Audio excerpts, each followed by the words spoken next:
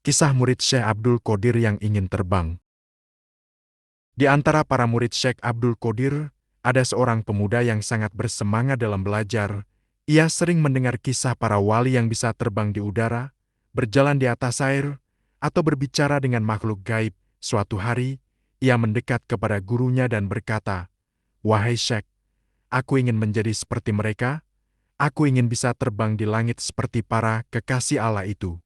Syekh tersenyum tenang, ia menatap muridnya, lalu menjawab, "Anakku, sebelum kau terbang di langit, terbanglah dulu dari nafsumu sendiri." Murid itu terdiam. Syekh melanjutkan, "Orang yang masih terikat oleh keinginan dunia, masih marah karena dihina, masih gembira karena dipuji, belum pantas melihat dunia dari atas. Wali sejati tidak mengejar keajaiban, tapi makna.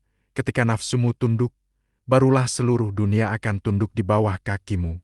Kalimat itu masuk ke hati murid itu, dan sejak hari itu, ia lebih banyak menangis daripada meminta keajaiban, karena hakikat terbang, bukan dengan sayap, tapi dengan hati yang lepas dari dunia.